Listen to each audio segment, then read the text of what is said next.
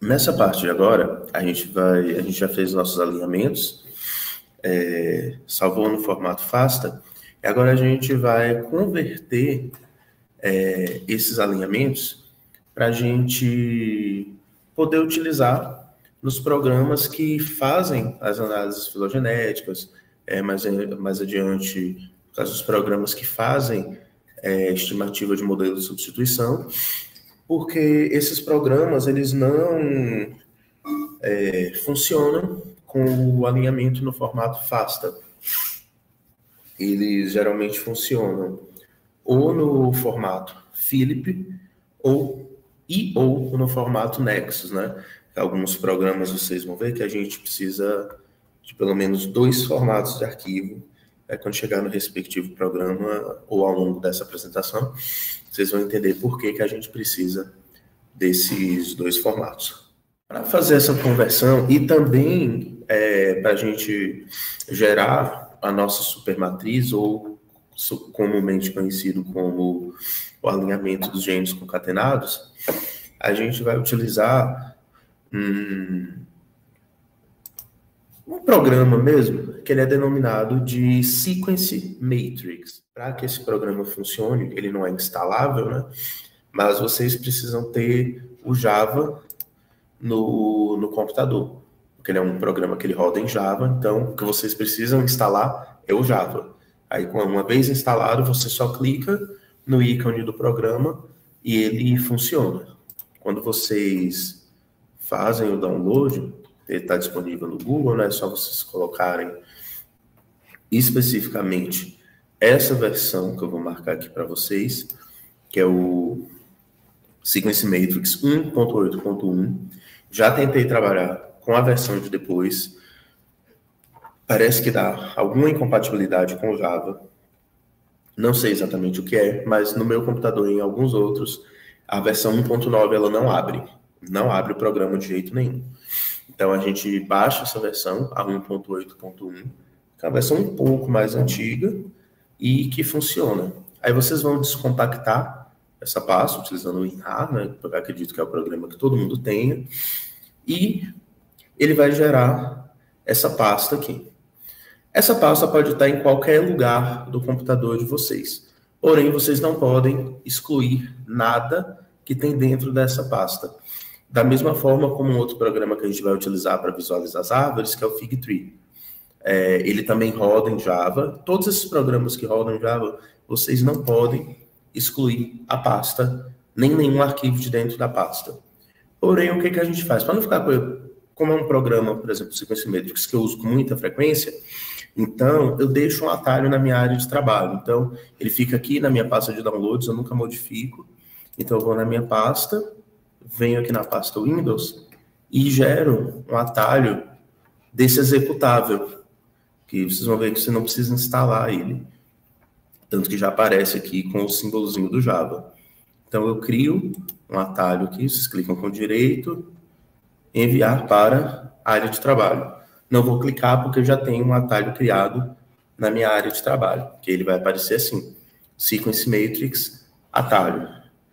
Aí, quando vocês abrem, vocês dão 2 cliques, vocês veem que é um programa que eles têm uma interface bem simples, como todo programa que funciona em Java, né? Eles têm essa interface bem mais simples, não consome muita memória geralmente, né? A não ser que vocês estejam trabalhando com a quantidade de genes muito longos, muito grande, ou alinhamentos com muita sequência, e às vezes vocês podem ter do programa travar, mas aí é só você finalizar o programa pelo gerenciador de tarefas e abrir novamente. Então, a gente vai fazer 2 procedimentos aqui agora no Sequence Matrix. Primeiro é o de conversão dos alinhamentos dos genes individuais, porque quando a gente trabalha com multilocks, a gente também precisa avaliar as árvores dos genes multilocks como um dos métodos que pode ser utilizado para delimitação de espécie, né? Porque a gente não observa só a árvore multilocks, a gente também precisa olhar as árvores dos genes individuais para ver qual é a história evolutiva que cada um deles conta, né? Para ir com uma forma de como interpretar multilocks. Para o programa que a gente vai utilizar primeiro, que é o IQ Tree, Quando a gente está fazendo a árvore dos genes individuais, a gente vai precisar apenas de um arquivo no formato Philip, porque o que é interessante no Sequence Matrix? Quando a gente vai fazer análise de verossimilhança, a gente precisa calcular os modelos para cada gene. E esse programa, ele já vem com vários outros programas interligados, então, pela própria linha de comando que a gente for utilizar, ele já vai calcular o modelo automaticamente para cada gene. Quando a gente está trabalhando com um só, a gente não precisa informar nada. O programa automaticamente vai detectar, vai entender que só tem um gene e vai calcular o modelo. Agora, se a gente estiver utilizando mais de um gene, como é o caso que a gente vai fazer quando a gente concatenar o APMET e o GPDH, a gente precisa informar uma coisa que chama-se partição, que é o quê? A gente precisa de um arquivo onde tem escrito, olha, o APMET vai da posição 1 até a posição X. O GPDH vai da posição X até a posição Y, que aí o programa detecta, beleza, a gente tem duas partições, vou calcular o modelo para cada partição separadamente. Isso não vem no arquivo Philip.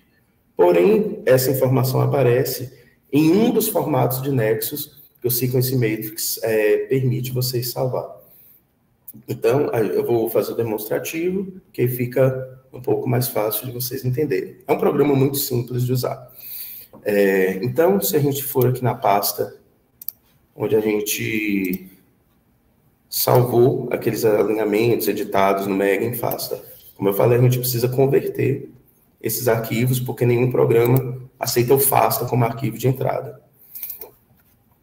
Então, a gente vai pegar aqui o APMET ADT, basta a gente pegar e arrastar ele para a janela do Sequence Matrix.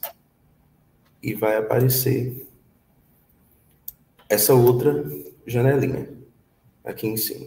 Se o computador de vocês tiver pouca memória, ou se vocês estiverem usando muita coisa ao mesmo tempo, pode acontecer do programa travar.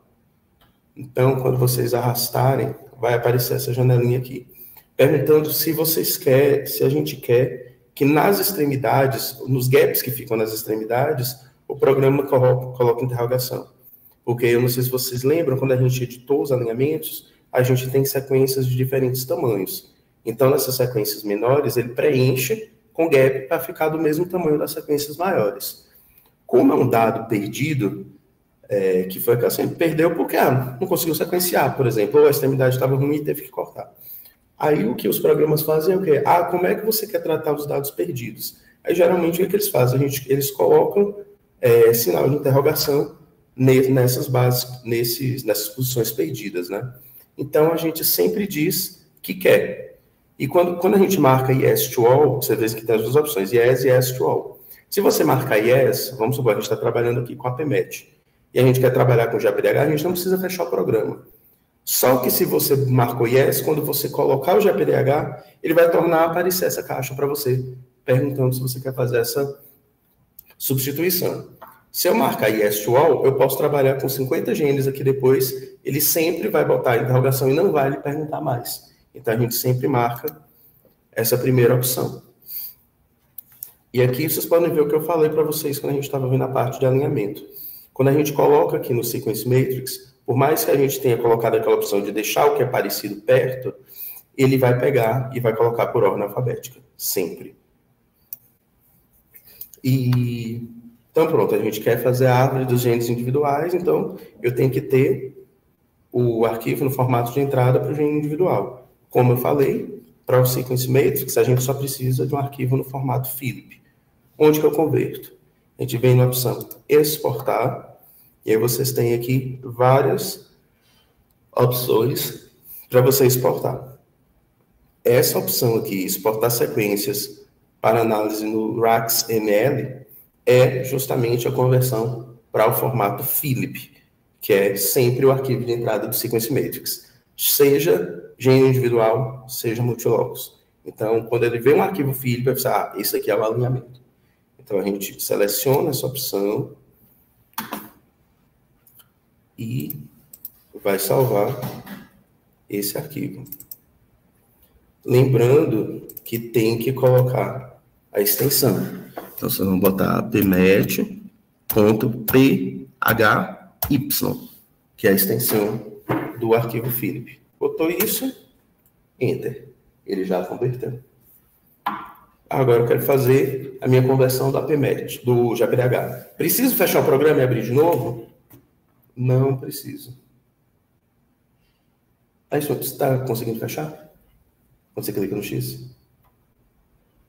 Então, aconteceu aqui com a colega, acontece em vários computadores isso, ela conseguiu converter, só que após a conversão, o programa travou. E você não adianta clicar no X aqui, que ele não fecha. Dá um bug que ele não fecha de jeito nenhum. Então, o que vocês fazem? Vocês apertam as teclas Ctrl, Shift, ESC. Aqui, Ctrl, Shift, ESC.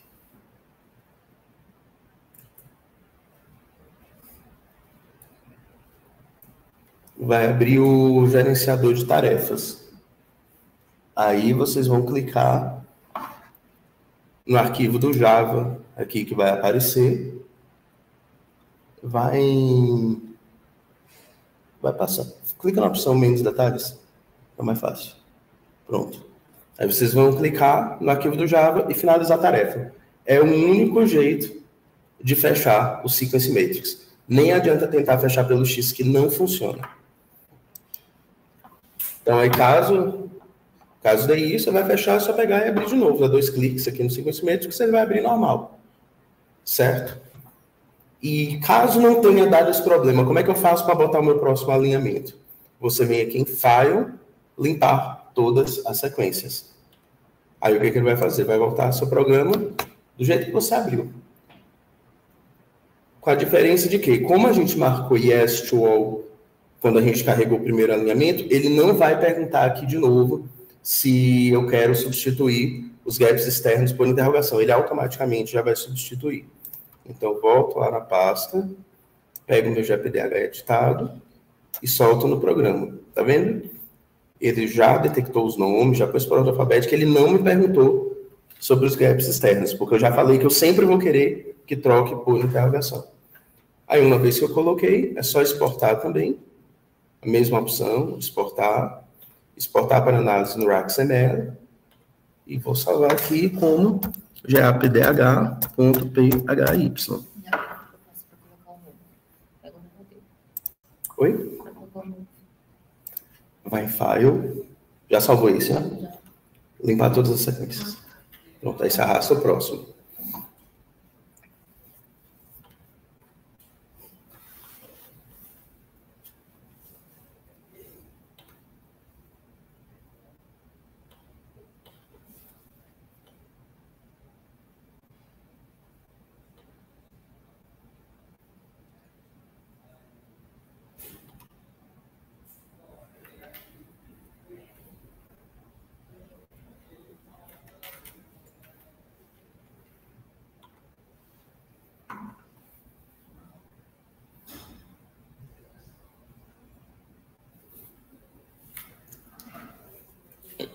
Travou de novo?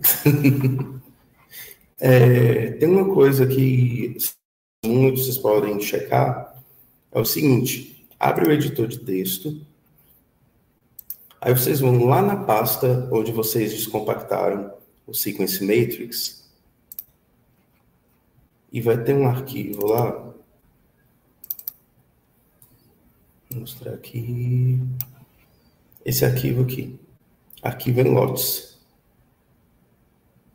E vocês vão arrastar ele para o editor de texto. Aí vocês olham quanto que tem esse valor de XMX, que aparece aqui. Muitas vezes você baixa o programa, esse valor tem 1000. Aí, se você, isso aqui é como se fosse a quantidade de memória que ele vai consumir para rodar.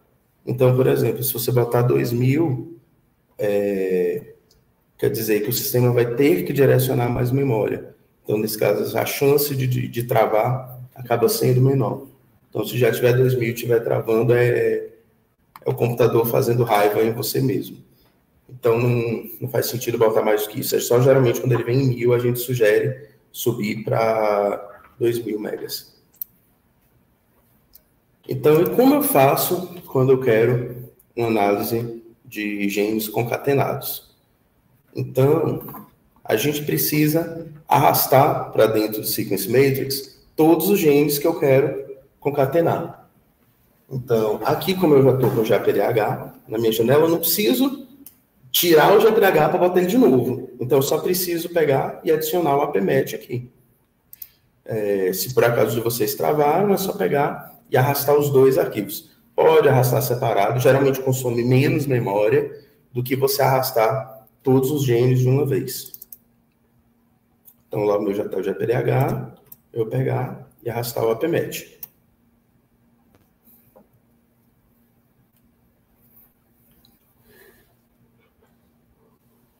Conseguiu? O GPDH tá pequenininho. Sabe que o GPDH tá pequenininho? Não entendi também, não. Abre o teu GPDH no Mega aí.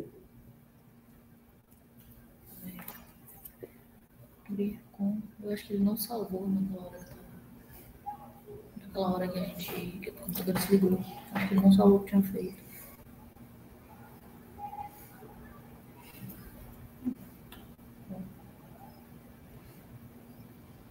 Essa ponta que você quiser, você pode cortar.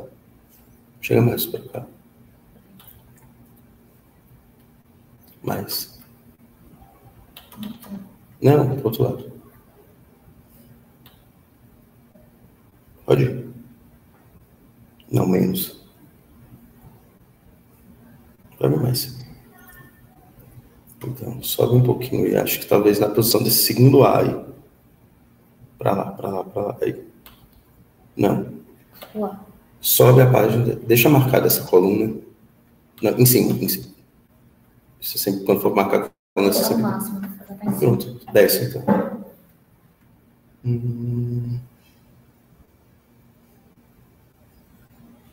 Por segurança, corta aqui. Volta 10 pouquinho.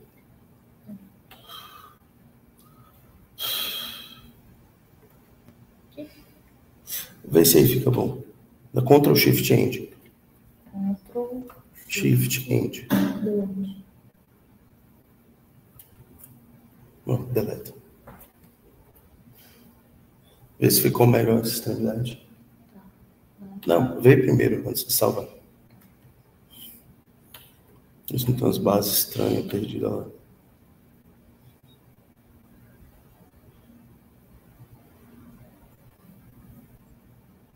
Aparentemente está ok. Pronto. Salva isso daí também.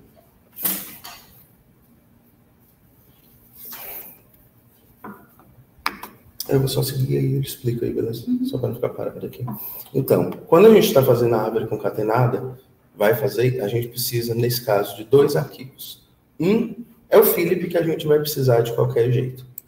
Então, a gente já exporta ele aqui. Vou botar 2 genes ponto phy.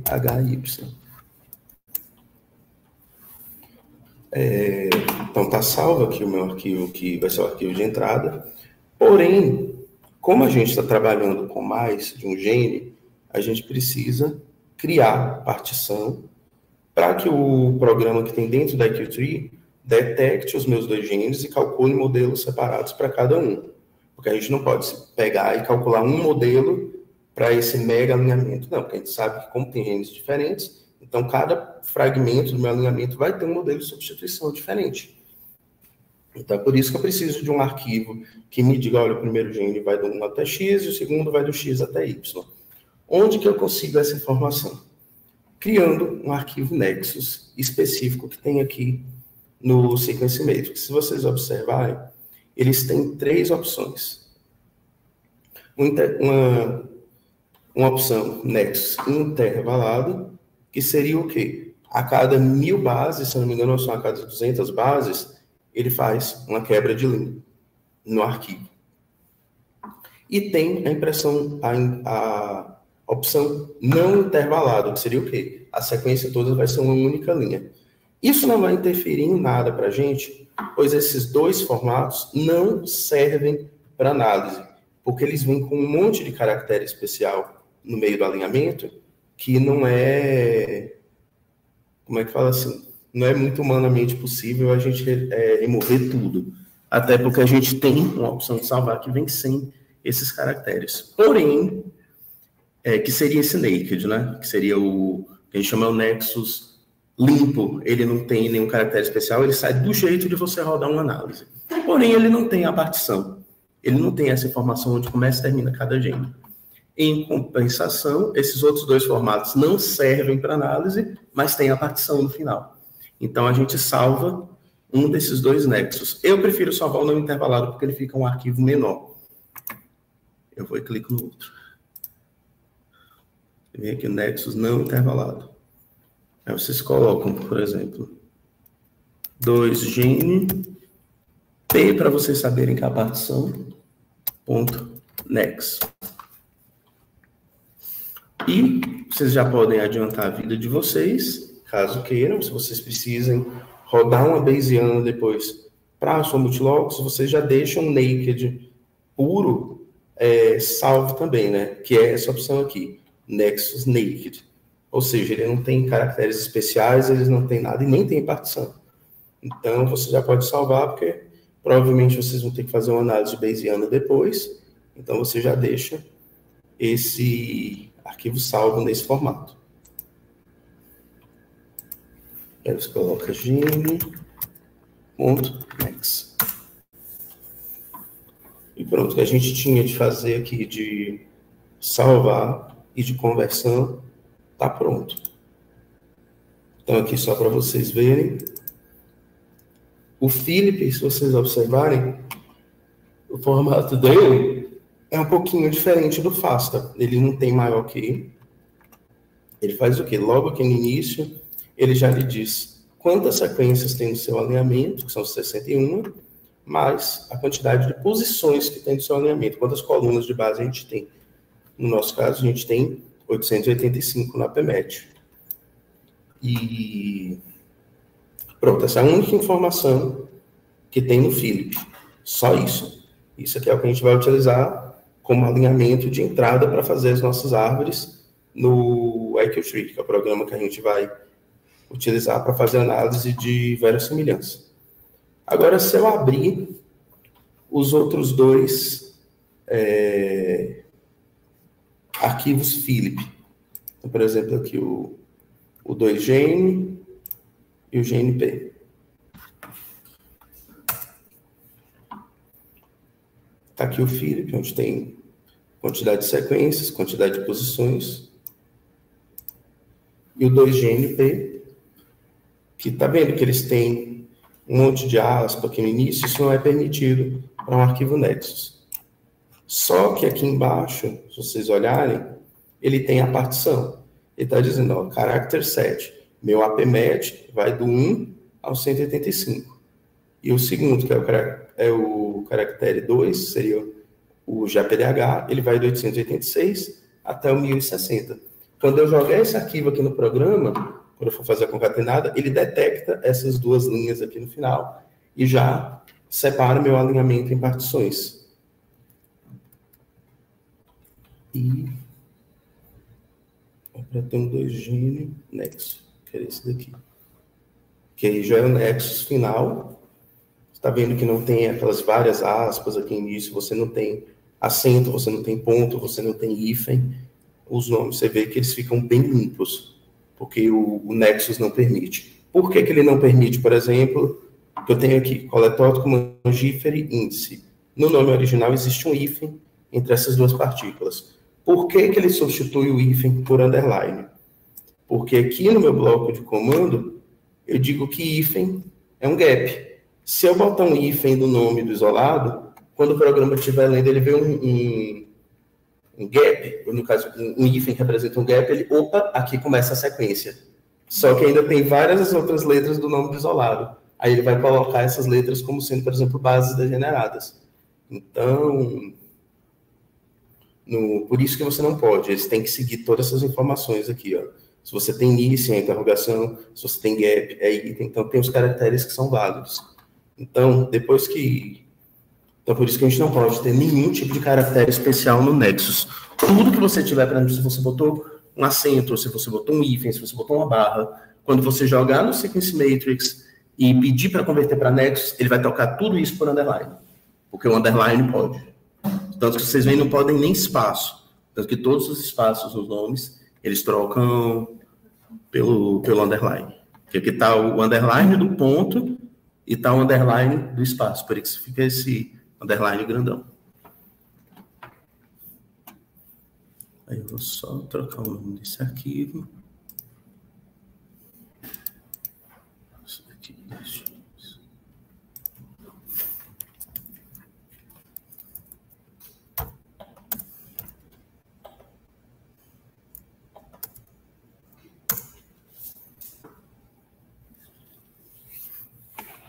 Pronto. Aí, essa parte de conversões para verossimilhança, ela já está ok. Coisa na Bayesiana, quando a gente for fazer, que tiver a parte de modelagem, qualquer coisa a gente volta aqui nessa parte de Sequence Matrix e dá uma relembrada em como que utiliza e quais são os arquivos que a gente vai precisar lá. Porque vocês vão ver que a Bayesiana é um pouquinho mais trabalhosa, porque tem alguns arquivos, alguns blocos de comandos que é a gente que tem que editar. Não é uma simples linha de comando, como é no caso do IQ-Tree, né? Que é o programa que a gente vai utilizar agora para fazer a nossa análise de máxima verossimilhança. Nessa parte de agora, a gente vai fazer as análises da verossimilhança tanto para genes individuais quanto para os genes concatenados. Só lembrando que aqui a gente está utilizando um exemplo com 2 genes, justamente para as análises andarem um pouco mais rápido. Porém, o que a gente faz para 2, a gente faz para 5, para 10, para 20, para 30. O procedimento é o mesmo. A diferença é só que são mais passos e a análise vai demorar um pouco mais. O programa que a gente vai utilizar para rodar essas análises é o IQ-Tree. Ele é um programa que o foco principal dele é fazer essas análises de verossimilhança, ele faz algumas outras. E qual é o interessante desse programa em comparação com os outros programas que fazem análise de verossimilhança? Porque a gente tem o PhyML, tem o RaxML, tem o Garly. E qual é a vantagem? É que ele foi originalmente criado para fazer essas análises de máxima verossimilhança para filogenômica. Então, ou seja, ele foi um programa que ele foi desenvolvido para trabalhar com dados extremamente grandes. Então, são dados extremamente pesados e processar esses dados de maneira ágil.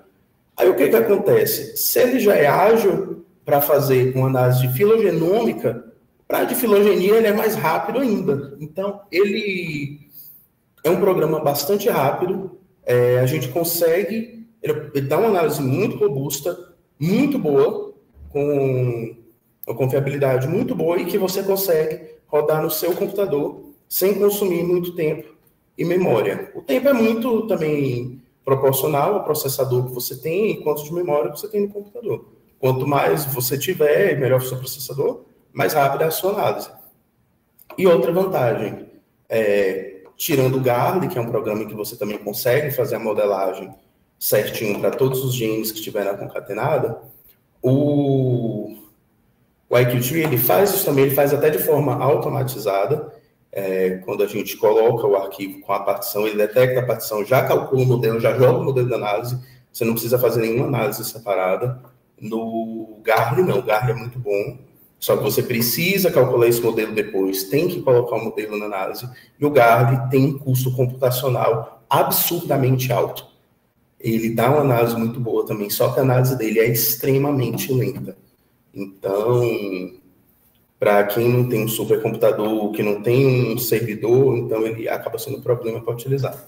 Então, a gente não tem esse problema com o IQ-Tree. O RaxML é muito rápido também, mas você não consegue fazer essa modelagem com vários modelos que nem a gente consegue no IQ-Tree.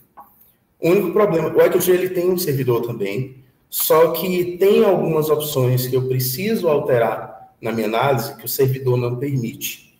Então, eu opto por utilizar o IQ-Tree no computador. Qual é o problema que geralmente as pessoas têm com o IQ-Tree? É que você precisa utilizar o prompt de comando do Windows, que é essa telinha preta aqui que todo mundo conhece, que é o prompt de comando. Então, a gente precisa usar ele porque o IQ-Tree, ele não é um programa que você consegue instalar tudo bonitinho, ele é um programa binário. Então, você precisa do CMD para processar as análises, mas vocês vão ver que a gente só utiliza uma linha de comando com todas as informações e eu vou explicar o que é que cada uma dessas informações que tem na linha de comando, elas significam. Deixa eu só, para você entender 2 pontos que tem na linha de comando, eu vou só ver se eu tenho, vou mostrar para vocês como que acontece uma análise de verossimilhança, para vocês entenderem quais são 2 principais parâmetros que a gente altera na nossa análise. Só mostrando para vocês como é que funciona uma análise de máxima verossimilhança, essa curva em vermelho que vocês estão vendo é a distribuição de todas as possíveis árvores que podem ser geradas na análise de verossimilhança.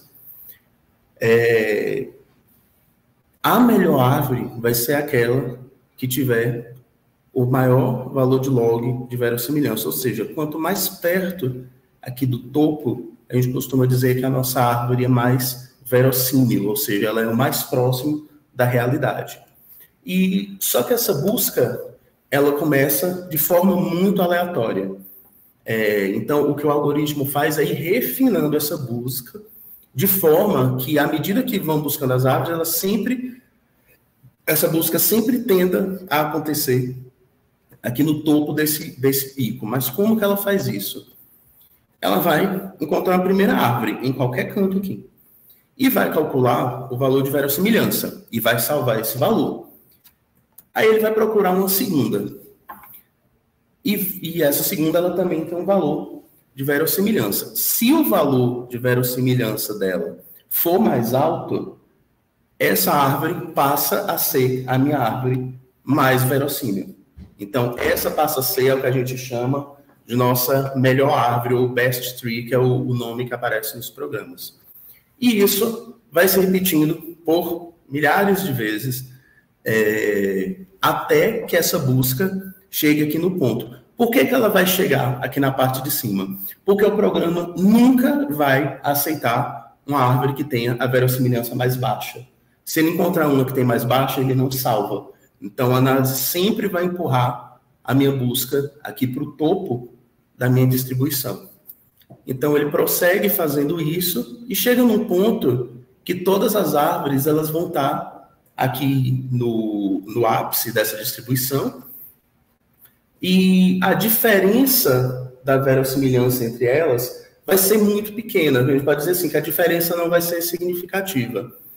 E quanto que tem que ser essa diferença para ela não ser significativa é um dos parâmetros que a gente coloca na nossa análise. Quanto menor for esse valor, melhor. Porém, quanto menor ele for, mais demorada fica a nossa análise, porque, vamos supor, que você coloque lá, a diferença da árvore atual para a árvore anterior tem que ser de 0,00001. Então, a chance de não ser é muito grande. Então, ele pega e retoma a busca novamente. Porque o que acontece? Tem um outro parâmetro que a gente coloca, que é o seguinte, vamos supor, vamos botar um valor real, que é o que geralmente a gente coloca, entre 0,1 e 0,5. Da diferença da atual para a anterior. Beleza, achei um agora, calculei, deu 0,2. Beleza, então não tem diferença. Só que quantas vezes ele faz essa busca? Porque não é tipo assim, encontrou a próxima, pronto, parou a análise. Não é bem assim que funciona. Até porque ele tem, tipo aquela assim, eu tenho que ter certeza que essa realmente é a melhor. Então, você tem que dizer por quantas vezes mais ele vai continuar a busca.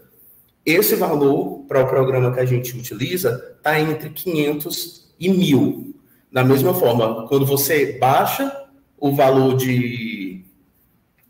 da diferença ali para ser significativa, não ser significativa, maior é a chance dele encontrar outra. Da mesma forma que se eu subir demais esse número de buscas que ele vai continuar fazendo, mais chance eu dou dele encontrar uma árvore melhor. E quando ele encontra, ele começa a contagem toda de novo. Então, a gente costuma trabalhar ali, por exemplo, se você estiver fazendo teste, só para você ver assim mais ou menos, quero só ver, ter uma noção mais ou menos do que eu tenho antes de rodar assim, a árvore definitiva, geralmente a gente usa tipo 0,5 e 500, ou seja, a diferença entre as árvores tem que ser de 0,5 e eu vou fazer só 500 buscas. Isso é muito comum também quando a gente está trabalhando com a árvore de genes individuais, de genes que não tem muita informatividade, tipo um ITS ou um actina, um quitina sintase para coletótipo, ITS para tudo, né? Se você botar 0,2 em 1000, a resolução das árvores é tão péssima que ele não consegue finalizar a análise se você botar parâmetros muito rigorosos. O programa simplesmente trava. Aparece uma mensagem, o programa não consegue prosseguir a análise e trava total. Então, quando isso acontece, a gente tem que baixar o rigor da nossa análise. Aí a gente primeiro baixa esse valor da significância, se não der certo, baixa o valor da quantidade de buscas. Mas, geralmente, quando a gente está com o dataset concatenado, que estão com os marcadores bons, mesmo se o não estiver ali no meio, o ideal é que vocês trabalhem com 0,1 e 1000, porque realmente vai demorar um pouquinho mais a análise, mas vocês vão ter um resultado mais confiável na análise de vocês. Quando eu estiver montando a linha de comando aqui agora, vocês vão entender onde que a gente insere esses valores, certo? Mostrei esse slide aqui só para vocês entenderem algumas coisas que a gente vai colocar na nossa linha de comando. Certo? Então, explicando como que a gente vai utilizar o IQ-Tree. Quando vocês descompactam a pasta do IQ-Tree, vocês vão ter vários arquivos dentro dessa pasta e vocês vão ter essa pasta com o nome bin. Tudo que vocês forem fazer tem que estar com essa pasta bin dentro. Vocês podem montar o IQ-Tree em qualquer canto, mas o programa está todo aqui dentro. Então, vamos supor, eu quero criar uma pasta aqui para fazer análise na minha área de trabalho. Vou criar uma pasta aqui. Curso. Eu tenho que vir aqui na minha pasta do IQ-Tree, copiar essa pasta bin e colocar lá dentro. E tudo que eu for analisar tem que estar junto com a pasta bin, tem que estar exatamente dentro dessa pasta. Não é dentro da pasta bin, é na pasta onde a pasta bin estiver. Então, aqueles arquivos que a gente converteu, deixa o Windows me responder. A gente salvou aqui.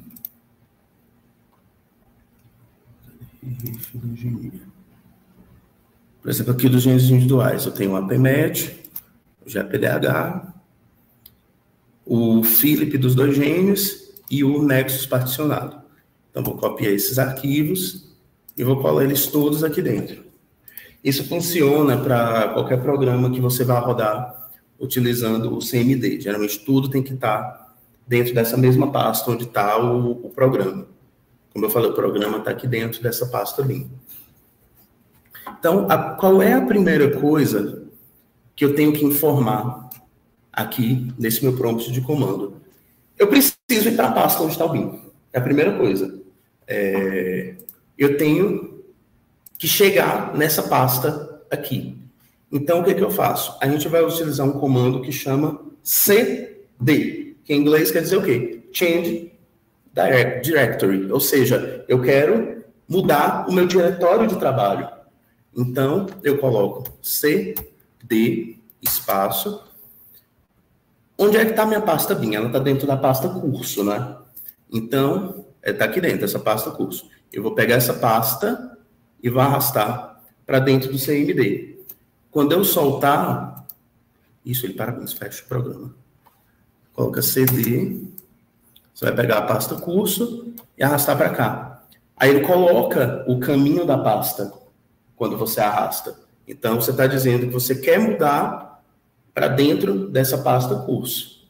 Depois que arrastou, é só dar Enter. Então, eu já estou aqui dentro dessa pasta. Então, já estou dentro da pasta que o programa está e onde os meus alinhamentos estão. Agora, a gente vai construir a nossa linha de comando. Primeiro, eu vou mostrar para vocês como a gente faz a análise do gene individual. Eu vou montar essa linha aqui no Word, porque eu consigo dar um zoom e vocês conseguem visualizar melhor quais são os parâmetros que a gente tem nessa linha de comando.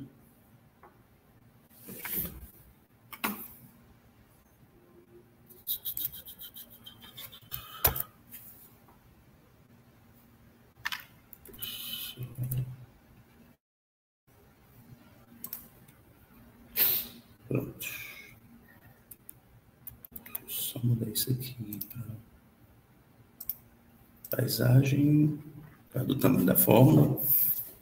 E coisa que eu faço, que todo mundo faz. Sempre tem um arquivo com a cola da linha de comando, que ninguém é obrigado também a saber uma linha de comando de cor. Mas é interessante que vocês saibam quais são os comandos que estão nessa linha de comando que você vai utilizar. Então, eu sempre tenho um arquivo TXT com os meus comandos que eu vou utilizar. Às vezes ele some. PHY, status, TRE, Twitter, file, TXT. Tem nessa pasta? Não, eu pego na outra. Vamos lá.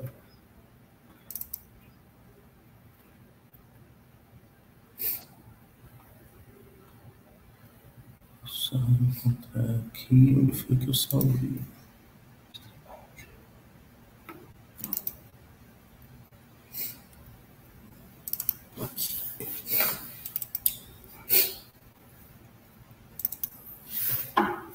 Pronto. Isso aqui, só para vocês terem ideia, eu tenho comando de várias análises aqui que eu já rodei. Então, eu vou copiar um desses comandos e vou alterando com vocês. Eu vou colar aqui no Word. Eu vou dar um zoom aqui para vocês visualizarem melhor. Então, nosso comando, o primeiro comando é justamente para executar o programa, que é o bin / iq-tree2, que é a versão do nosso programa. Então, qualquer linha de comando que a gente for usar, independente da análise, se você for dar uma análise de fator de concordância, das várias outras análises que o programa roda, todas elas têm que começar com esse bin / iq-tree2.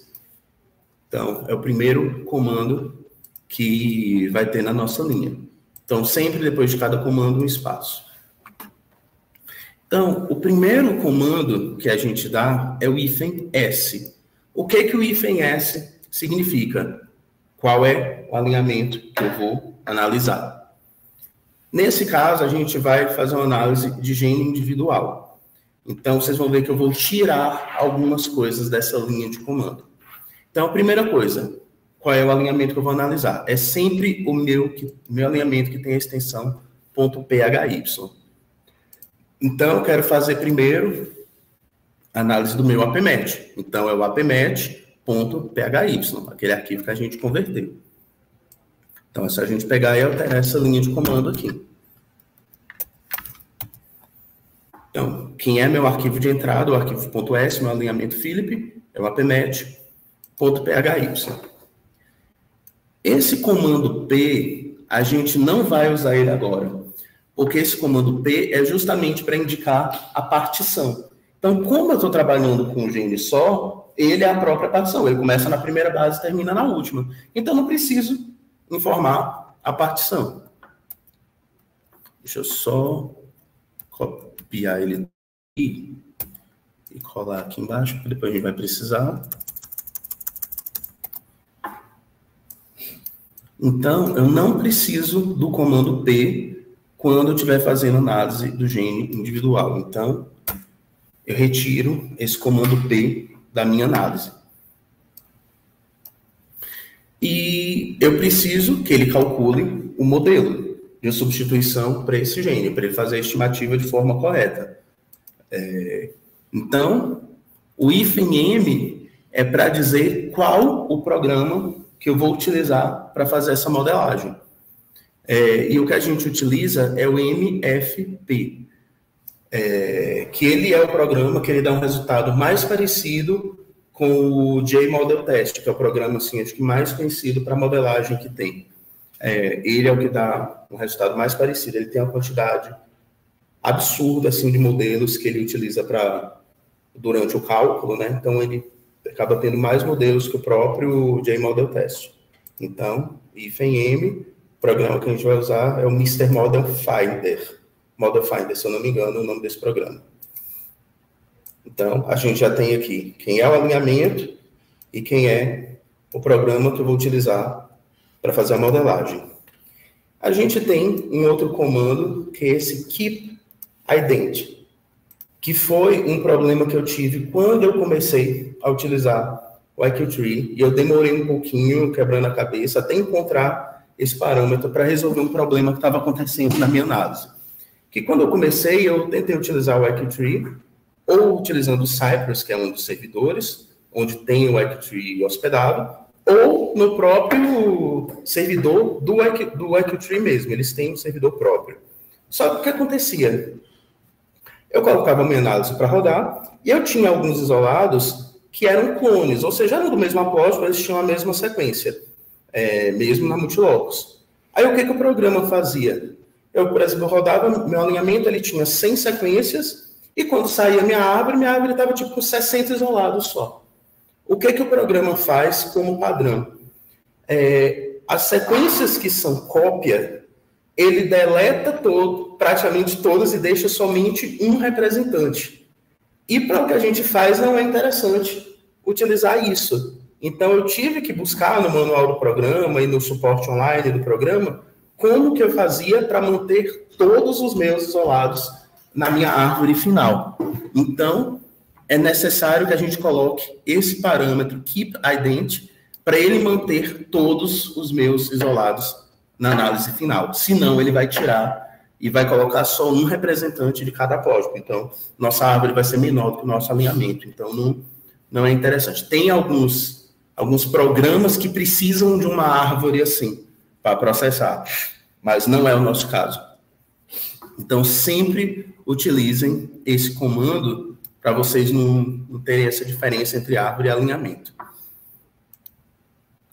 Esses dois parâmetros, o NSTOP e o PRS, é justamente o que eu estava mostrando no vídeo, no slide de como que calcula a verossimilhança. Eu vou até inverter esses dois parâmetros aqui, embora isso não faça diferença na análise, porque o programa lê a linha toda de uma vez, mas para fazer mais sentido, isso aqui é o Perturbation Strength, é o quanto que eu aceito de diferença da minha árvore atual para a árvore anterior. Então, a diferença do log de verossimilhança não pode ser maior que 0,5. Se for maior, a árvore atual ela passa a ser a melhor e ele começa a busca novamente.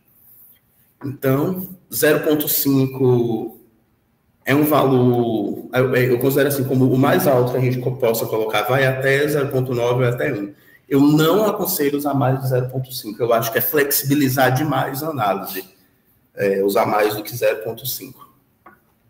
E o NSTOP é justamente por quantas vezes eu vou calcular essa Perturbation Strength, por quantas vezes ainda vou buscar a melhor árvore. Nesse caso, 500. Também é o mínimo que eu sugiro vocês colocarem. Como eu falei, aqui é a árvore individual, é um teste até para essa demonstração não demora muito para vocês. Mas o ideal é colocar 0,1, no máximo 0,2 para o PERS e trabalhar com 1000 aqui no NSTOP. Não botem mais de 1000 que o programa trava e não roda. Mal vai começar a sua análise, ele vai travar seu computador todo. Eu tentei colocar uma vez 10.000, eu tive que forçar o desligamento do computador.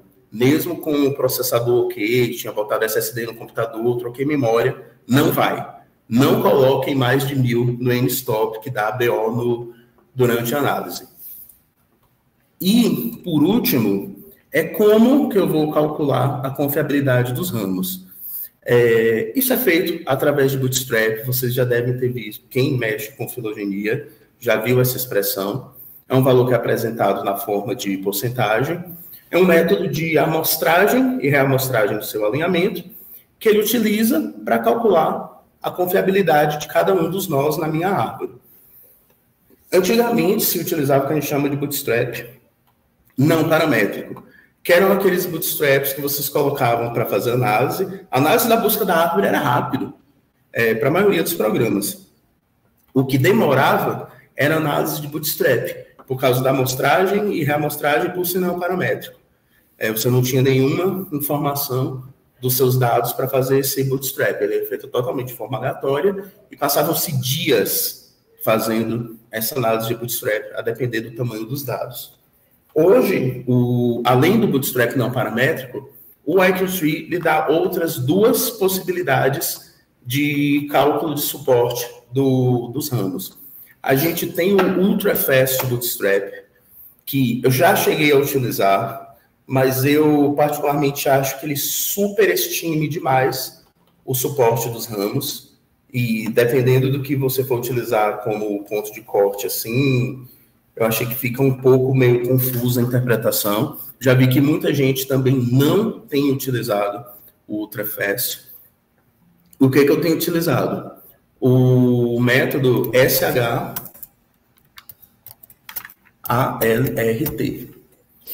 que é uma releitura, vamos assim dizer, do Bootstrap, porém ele é paramétrico, ele já leva em consideração algumas informações do seu alinhamento.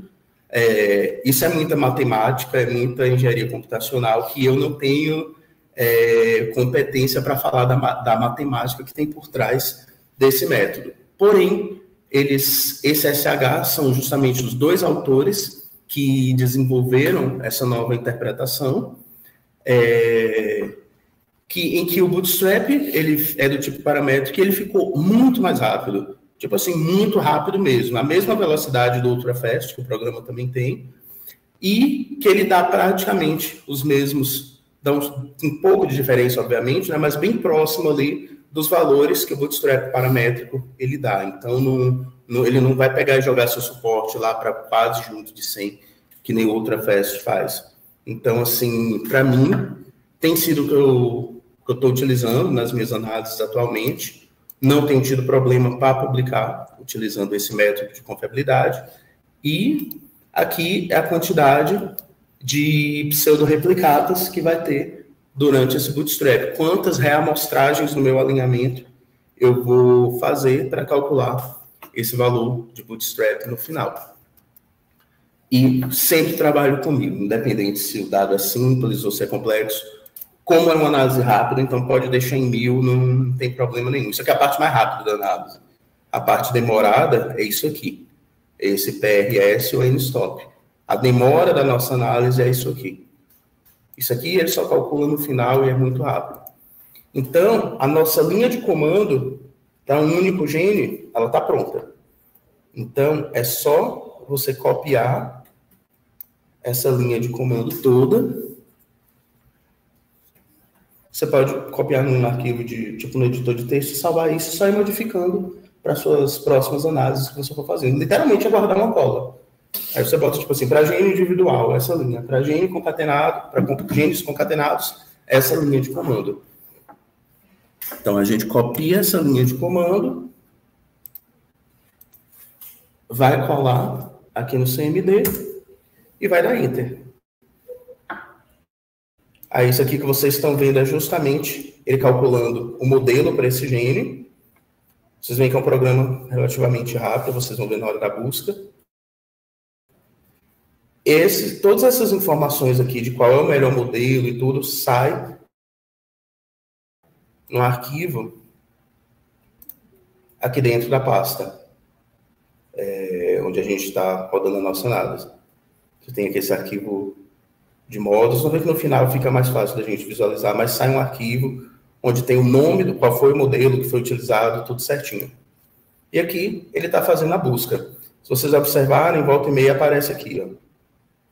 Melhor árvore encontrada na iteração 164, ou seja, ele encontrou um log de verossimilhança melhor que o da árvore anterior e começa a procurar por mais 500 árvores subsequentes. Aí, se ele encontrou um log melhor, começa a busca novamente.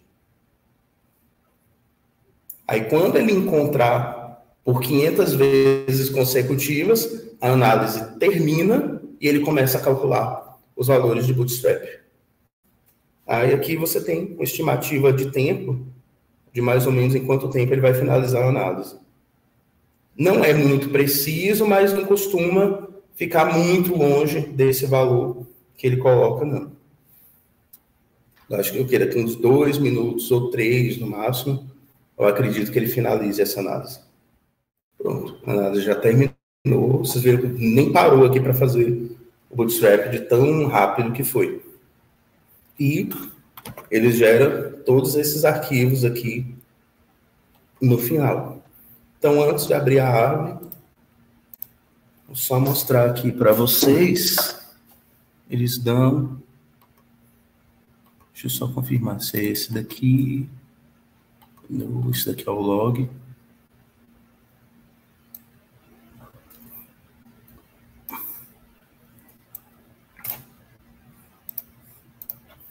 Quando estão com o gene só, tem como vocês virem aqui nesse arquivo .phy. Deixa eu abrir ele no Editpad, que fica melhor. Isso aqui é tudo aquilo que estava acontecendo no CMD. Tudo aquilo que apareceu na tela, ele salva nesse arquivo log aqui. Então, se vocês quiserem ver qual é o melhor modelo, tá aqui, ele iniciou a modelagem e aqui no final ele diz qual é o modelo que melhor se adequa a esses dados. E o que o programa utiliza, se eu não estiver equivocado, é o Archaic, que ou seja, o HKY mais F mais G4. Esse é o modelo que ele vai utilizar para estimar a minha árvore. Então, isso aqui, se você for fazer com um gene só, vocês vão ver que quando a gente fizer concatenado, sai um arquivo mais organizado. Vai ser tipo assim, gene 1 tá modelo, gene 2 tá modelo, gene 3 tá modelo. Aí ele sai mais organizadinho do que quando você roda com um gene só. E aqui no meu computador, quando, ele já está configurado para abrir pelo Figtree, que foi esse outro programa que eu falei para vocês baixarem, né? Que tem disponível na internet. Aqui, o Figtree, versão 1.4.4. Essa é a versão que eu não tive problema para abrir as árvores que eu gerava utilizando a LRT. Eu usava uma outra versão mais recente, que tipo assim, ela abria os do UltraFast, abria os do Bootstrap não paramétrico, mas ele não abria as minhas árvores quando eu rodava o LRT. Aí o que eu tinha que fazer? Eu tinha que abrir o Figtree e dentro do Figtree pedir para ele abrir a minha árvore. Senão ele não abria de jeito nenhum. Não tem esse problema com a versão 1.4.4. Da mesma forma como eu faço com o Sequence Matrix, o do Figtree também você não pode tirar nenhum arquivo daqui de dentro dessa pasta. A única coisa que eu faço é pegar, abrir e pegar esse arquivo aqui, aplicativo do Figtree, e mandar um atalho para minha área de trabalho. Então, ele fica aqui, em algum lugar aqui, Figtree, porque quando vocês nunca utilizaram o Figtree, ele não vai aparecer dessa forma aqui para vocês. Eles vão, o arquivo da árvore, que é esse arquivo treefile, vai aparecer ou sem símbolo de programa nenhum, ou de algum outro programa que leia a árvore que vocês tenham no computador. Então, na primeira vez que eu rodo, já configuro ele, clico com direito, venho na opção aqui de abrir com, como eu tenho um atalho na área de trabalho, né, vou fazer de conta aqui que eu não tenho. Aí você vem aqui procurar outro aplicativo no PC, aí vocês vêm na área de trabalho e procuram o atalho que vocês salvaram. Clica aqui, e clique em abrir para abrir sempre com ele. Aí ele vai abrir essa janelinha, que é perguntando o nome que você vai colocar para o suporte. Você pode deixar label mesmo, isso não vai aparecer em nenhum lugar do que vocês forem fazer posteriormente, isso é só uma coisa que vai aparecer dentro do programa. Então aqui vai ter a árvore que vocês geraram, né? Lembrando que vocês têm que colocar quem é a raiz da árvore de vocês. Nesse caso aqui, eu selecionei esse isolado de coletóides medulas superiores. Então, primeira coisa que a gente tem que fazer, essa árvore nossa, ela não está enraizada corretamente, nem ela está organizada da forma correta. Você vê assim que não faz muito sentido essa árvore do jeito que ela está. Então, primeira coisa que a gente tem que fazer, enraiza a nossa árvore. Você clica aqui no ramo do isolado, que é a raiz. Isso aqui você já pré-selecionou, sabe que ele vai ser a raiz, né? E clica aqui nessa opção de enraizar novamente, é Reroot. Ou seja, você quer que sua árvore seja enraizada nesse ramo. Então, você seleciona ele e clica aqui em Reroot. Só que para quem tem experiência com árvore, sabe que essa parte da árvore aqui, ela está de cabeça para baixo. Ela não está na posição correta. Então, a gente vem aqui em Tree e coloca aqui. Colocar os nós em ordem crescente. Então, aqui a nossa árvore agora, ela está na posição, digamos, correta. Ela tem um sentido, vamos dizer, ela tem um sentido evolutivo dessa forma como ela é apresentada aqui. Por que a gente já tem que fazer isso? Porque do jeito que você deixar ela aqui, é que a gente vai salvar o arquivo para que a gente possa colocar um editor de imagem para fazer a nossa árvore do trabalho final. Então, a gente já deixa ela aqui meio do jeito que a gente quer que ela fique. A gente não consegue editar muita coisa aqui dentro do Figtree, mas aí vocês podem utilizar depois o CorelDRAW ou o Adobe Illustrator para fazer a arte final dessa árvore. Então, aqui eu tenho a árvore, e para eu mostrar os suportes dos ramos, eu venho aqui em Branch Labels, marco a opção, e seleciono a opção Label. Aí, ele vai mostrar os valores de Bootstrap aqui nos meus ramos. E, para o LRT, tem uma informação no próprio material do programa, que é uma orientação dos próprios autores que desenvolveram o método. Que um ramo, ele só é considerado com suporte significativo pelo LRT se ele tiver pelo menos 80% no valor, ou seja, tem que pelo menos 80% de suporte. Então, se vocês forem editar a árvore de vocês, se vocês quiserem colocar lá, só vou deixar os ramos que têm suporte significativo. Você só deixa aqui na sua árvore os suportes que sejam de pelo menos 80%. Ele tem que ser maior, igual a 80%. Isso aqui para a árvore do gênero individual. Se quiser salvar aqui para exportar depois, só tirar essa pontinha que aparece na raiz, você vem em File, exportar a árvore, File, exportar PDF, e você salva aqui com o nome que você quiser, .pdf, tem que colocar a extensão porque ele não coloca. Ele salva com um arquivo sem extensão. Ou vocês podem salvar como SVG também, que é outra opção que ele dá aqui. Os dois servem para vocês editarem, tanto no Illustrator quanto no CorelDRAW. O que muda na minha árvore de gêmeos concatenados? Ela só tem um parâmetro a mais, que é justamente o parâmetro P, que é o quê? Onde eu vou indicar onde começa e onde termina cada um dos genes, que é justamente esse nexus aqui que a gente salvou, que é aquele nexus que eu mostrei, que ele é cheio de aspa, ele não serve, por exemplo, para fazer uma análise bayesiana, que utiliza o nexus como entrada, mas o IQTree vai reconhecer essas duas últimas linhas aqui, que é onde tem a partição, quando eu coloquei esse nexus lá dentro. da minha análise. Então, se eu só tirar esse espaço aqui do nome, senão ele vai me dar problema na linha de comando.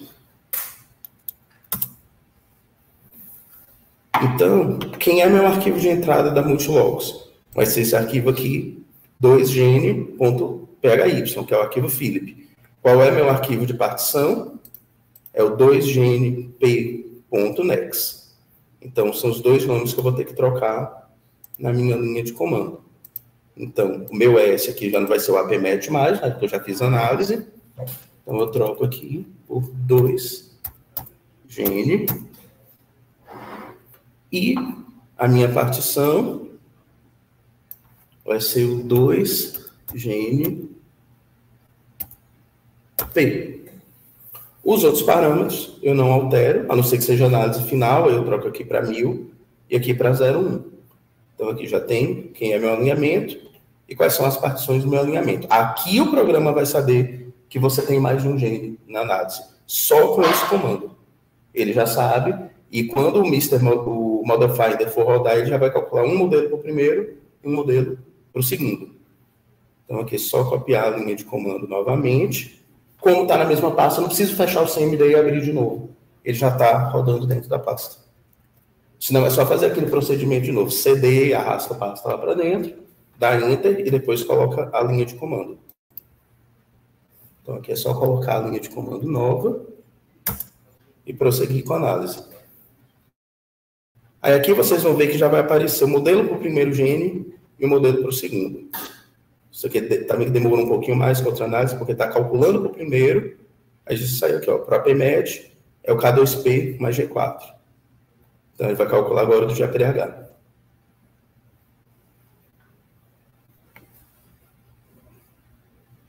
Então, só corrigindo o que eu falei antes, ele não usa o ACAIC. Ele usa o critério que eu... Então, aqui para o GPDH, só ver se eu consigo mostrar aqui, o programa deixar.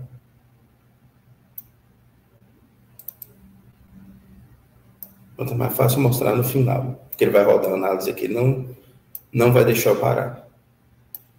Então, aqui ele está buscando a árvore já.